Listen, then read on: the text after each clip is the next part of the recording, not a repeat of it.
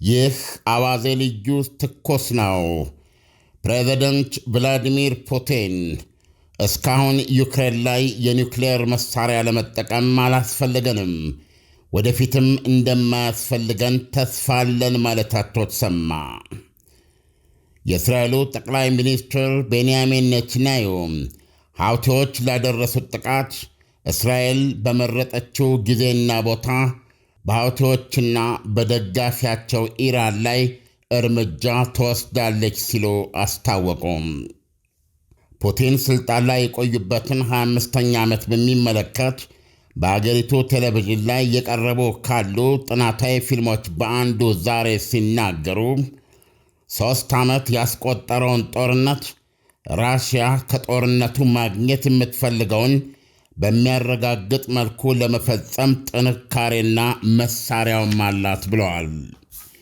ዩክሬን የራሽያ ግዛት ውስጥ እያካሄደች ስላለው ጥቃት ለቀረበላቸው ጥያቄ ሲመልሱ ኒውክሌር መሳሪያ መጠቀም አያስፈልገንም፣ ወደፊትም እንደማያስፈልገን ተስፋ አደርጋለሁ ብለዋል።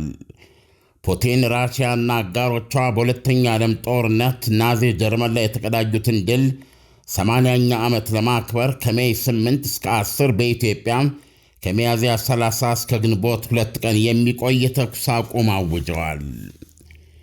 ይህ በእንዲህ እንዳለ የእስራኤል ጠቅላይ ሚኒስትር ቤንያሚን ኔታንያሁ በሐውቲ አማጽያንና በአቃፊ ደጋፊያቸው ኢራን ላይ የበቀል እርምጃ ለመውሰድ ዛቱም።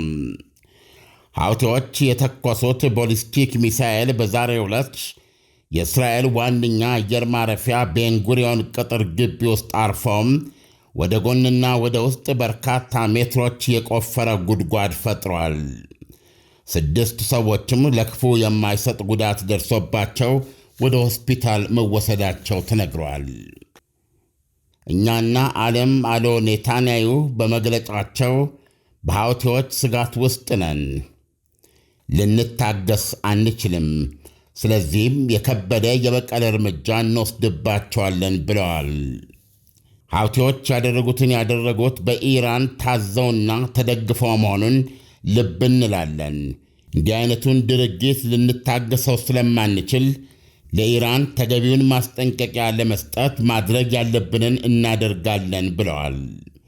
ከዚህ ቀደም ፕሬዚደንት ዶናልድ ትራምፕ ሐውቲዎች የሚተኩሱት እያንዳንዱ ቅንቡላ ከራሷ ከኢራን መሣሪያና አመራሮች እንደተተኮሰ እንቆጥረዋለን፣ ስለዚህም ኢራን ተጠያቂ ትሆናለች፣ መዘዝም ያገኛታል፣ በጣም የከፋ መዘዝ ሲሉ ትሩዝ በተሰኘው ማኅበራዊ ሚዲያቸው ገጽ ያወጡትን ማስጠንቀቂያ ኔታንያሁ ደግመው አውጥተውታል። ከእሱ ጋር አያይዘውን በኤክስ ገጻቸው ሲጽፉም ፕሬዚደንት ትራምፕ ፍጹም ልክ ናቸው፣ የጥቃቶቹ ምንጭ ኢራን ናት። ሐውቲዎች አየር ማረፊያችን ላይ ለፈጸሙት ጥቃትና ለኢራናውያን የሽብር ጌቶቻቸው ላይ በመረጥነው ጊዜና ቦታ ምላሽ እንሰጣለን ብለዋል። በዛሬው ዕለት ቀደም ብሎ የኢራን መከላከያ ሚኒስትር አዚዝ ናሲር ዛዲህ በሰጡት መግለጫ አሜሪካ ወይም እስራኤል ቢያጠቁን ቴህራን መልሳ ታጠቃለች ሲሉ አስጠንቅቀዋል። በአሜሪካ ወይም በጽዮናዊቷ አገዛዝ እስራኤል ማለታቸው ነው ጦርነት ቢጀመርብን ኢራን የእነሱን ጥቅሞች፣ ጦር ሰፈሮችና ወታደራዊ ኃይላቸውን በተገኙበት ቦታ ሁሉ የኢራን ኢላማ ይሆናሉ ወይም ታደርጋቸዋለች ብለዋል። ናሲር ዛዲህ መግለጫቸውን የሰጡት በሀገራቸው ቴሌቪዥን ነበረ። ዳንኤል፣ እንደሰማሁ ነው ሁኔታዎች ጫን እያሉና እየተባባሱ ነው የመጡት። ሐውቲዎች እስከዛሬ እንግዲህ ከጋዛ ጦርነት ጋር በተያያዘ እስራኤል ላይ ሲተኩሱ ነበረ ቦሊስቲክ ሚሳይሎችን። ይህን የምናቆመው የጋዛው ጦርነት ሲቆም ነው በሚል ነው። ባለፈው የተኩስ አቁም ስምምነት ደርሰው ተኩሱ ውጊያው ቆሞ በነበረበት ጊዜ አቁመው ነበረ። አሁን ደግሞ በጋዛ ውስጥ ያለው ግጭት መቀጠሉን ተከትሎ በተከታታይ እስራኤል ላይ እየተኮሱ ነው የሚገኙት። ከእስከዛሬ ሁሉ የዛሬው ግን ተሳክቶላቸው በእስራኤል ብቸኛው ማለት እችላለሁ ትልቁ ዓለም አቀፍ አየር ማረፊያ ቤንጉሪዮን ቅጥር ውስጥ ወድቋል ቦሊስቲክ ሚሳይሉ። የዚህ ምክንያቱ አሮ የተባለ የራሷ የእስራኤል ዘመናዊ የአየር መከላከያና የአሜሪካ ዘመናዊ የአየር መከላከያ ታድ ሁለቱም ይህንን ቦሊስቲክ ሚሳይል መጥተው ለመጣል ስላልቻሉ ነበረ። በእስራኤል በኩል የተሰጠው መግለጫ አሁን ዘግይቶ የአሮ ሚሳይሉን መጥቶ ለመጣል ያልቻለው በቴክኒካዊ ችግር ወይም ስህተት መሆኑን ገልጻለች። ለማንኛውም ሐውቲዎች እስከዛሬ ተኩሳቸው እንደ ዛሬ ኢላማ ላይ ተቃርበው አያውቁም እና 6 ሰዎች ቆስለዋል። ነገር ግን ጥቂት 100 ሜትሮች ወደ ትራፊክ ማማው መድረስ ቢችል ወይም ደግሞ ወደ መሃል ሊጠጋ ቢችል የቆሙ አውሮፕላኖች ወይም ደግሞ ለእንቅስቃሴ ለማረፍም ሆነ ለመነሳት በዝግጅት ላይ የነበሩ አውሮፕላኖችን እስከነ ተሳፋሪዎቻቸው የማግኘት አስከፊ እድል ነበረው። ያ ሳይሆን ቀርቷል። በዚህም የተነሳ የሐውቲዎች ጥቃት ውስጥ የዛሬው የከፋ ተደርጎ ሊቆጠር ይችላል። ሐውቲዎችም በዚህ ይህን አስመልክቶ በሰጡት መግለጫ ከእንግዲህ ወደ እስራኤል የሚደረግ ጉዞ ወይም የእስራኤል ደህንነት ጥያቄ ውስጥ ነው የሚል መግለጫ ነው የሰጡት። ምክንያቱም ሚሳኤላቸውን ከመተኮስና እንደ አየር ማረፊያ ያሉ እጅግ ቁልፍ የሆኑ ኢላማዎችን ከመምታት ወደኋላ እንደማይሉ ገልጸዋል። ስለዚህም የዛሬው ጥቃት ለእስራኤል የከበደ ጥቃት ነው እና ጠቅላይ ሚኒስትር ቤንያሚን ኔታንያሁ መከላከያ ሚኒስትራቸውንና ከፍተኛ የጦር ሰዎቻቸውን ይዘው ስብሰባ ማድረጋቸው ታውቋል። ከወዲሁ ግን ኔታንያሁ ሀገራቸው እስራኤል በሐውቲዎችና በአቃፊና ደጋፊያቸው ኢራን ላይ ኢየሩሳሌም በመረጠችበት ሰዓት የበቀል እርምጃ እንደሚወስዱ ማስጠንቀቂያ ሰጥተዋል። እንደሰማው ወደ ራሽያ ስንሄድ ቭላዲሚር ፑቲን ያሉት ነገር ባጭሩ ይህ ጦርነት በዚህ ሁኔታ የቀጠለበት ዩክሬን አሁንም ራሽያ ላይ ጥቃት ማድረስ የቻለችበት ወይም የቀጠለችበት ምክንያት ራሽያ ኒውክሌር መጠቀም አስፈላጊ ነው ብላ ስላላመነች በመደበኛ ውጊያና መሳሪያ ልትቆጣጠረው የምትችለው ወይም በዛ ደረጃ የምትቆጥረው ነገር እንደሆነና አስፈላጊ ሆኖ ከተገኘ ግን የግዛቷ ላይ ምንም አይነት ጥቃት ሊደርስ በማይችልበት ሁኔታ ዩክሬንን በኒውክሌር መሳሪያ መምታት እንደምትችልና በዚህም የጦርነቱ ዓላማ ያለቻቸውን ፍላጎቶቿን ማሳካት እንደምትችል ነው ዛሬ ለመነጋገር የወደዱት። ይህ አነጋገራቸው በአሁኑ ሰዓት አሜሪካ በሁለቱ መካከል የተኩስ አቁምና ሰላም ስምምነት ለመድረስ ከምታደርገው ጥረት አኳያ ሲታይ ሀገራቸው ምንም እንኳ ለተኩስ ማቆሙም ሆነ ለሰላም ስምምነት ተገዢ ልትሆን ብትችልም ነገር ግን የፈለገችውን የጦርነት ዓላማ ልታሳካ በምትችልበት ሁኔታ ይህን ጦርነት መፈጸም ከፈለገች የመፈጸሙ ጥንካሬም መሳሪያውም እንዳላት ግን አስገንዝበዋል። ይህ ጦርነት እዚህ ድረስ መቀጠሉ በሌላ አነጋገር በራሽያ ትዕግስትና ሁሉን ነገር ደረጃ በደረጃ በራሱ ባለው ሁኔታ ውስጥ ልፍታው ማለቷ እንጂ አስፈላጊ ነው ብላ አምናበት ቢሆን ኖሮ ጦርነቱን በኒውክሌር መሳሪያ ጥቃት ልታቆመው እንደምትችል የሚያስረዳ ንግግር ነው ዛሬ ያደረጉት። ዳንኤል በጣም ጥሩ ዓለም። እንግዲህ በቅድሚያ ለድምፄ ጥራት ይቅርታ ጠይቃለሁ። ወደ ዘገባው ስንመጣ እንግዲህ አብዛኛውን ነገር አብራርተዋል። ምናልባት የተወሰነ የምትጨምርልን ነገር ካለ? ከፑቲን ንግግር እንደምንረዳው ከሆነ ፑቲን አሁንም ቢሆን ከዩክሬን ጋር ለመደራደር ያላቸው ፍላጎት እያሳዩ ነው ወይስ ደግሞ በሌላ ቋንቋ ዩክሬን ከኛ ጋር የማትደራደር ከሆነ ከባድ መሳሪያዎችን ለመጠቀም እንገደዳለን እያሉ ነው ወይ?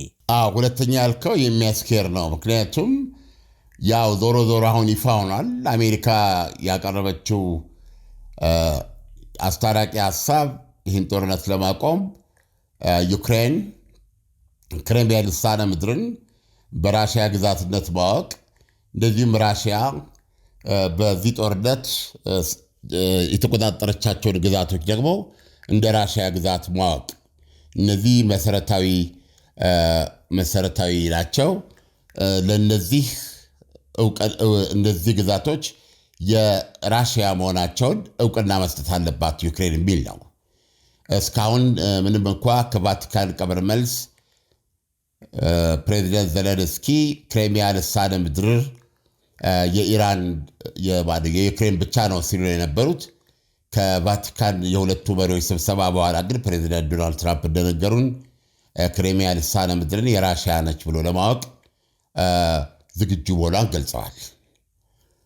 ስለዚህ ሌላው በአሁን ራሷ ራሽያ የተቆጣጠራቸውን መሬቶች የራሽያ ናቸው ብሎ ማወቅ ነው። ከዛ በተረፈ የኔቶ አባል እንደማትሆን መግባባት ተደርሷል። ዶናልድ ትራምፕ ዩክሬን የኔቶ አባል አትሆንም ብለዋል። ስለዚህ እነዚህ ሊመሳሰሉ ቃል ኪዳኖችን ማግኘትና በዛው መሰረት ወደ ሰላም ስምምነት ለመሄድ ራሽያ ፍላጎት እንዳላት ነው በሰፊው የሚነገረው። ወይም በሌላ አነጋገር ከክሬሚያ ልሳነ ምድር ውጭ ያለው የራሷ ከዩክሬን አጠቃላይ የቆዳ ስፋት ውስጥ 20 በመቶውን በራሽያ እጅ እንዲቀር ተደርጎ በሚደረስ ሰላም ጦርነቱ እንዲቆም ራሽያ ትስማማለች። ዞሮ ዞሮ ግን በክሬሚያ ልሳነ ምድር የራሽያ እንዲሁም ደግሞ በአራቱ ግዛቶች በኬርሶን፣ በዛፖሪጂያ፣ በዶኔትስክና በሉሃንስክ እንኳ ከሞላ ጎደል በራሽያ እጅ ነው የሚገኘው። ስለዚህ እነዚህን ግዛቶች ደግሞ የራሽያ ግዛቶች ብላ ዩክሬን እንድታውቅ ይጠበቃል። በዚህ ላይ ያላት አቋም የዩክሬን የአውሮፓ ህብረት ከኋላዋ በጣም ተቃዋሚ ነው።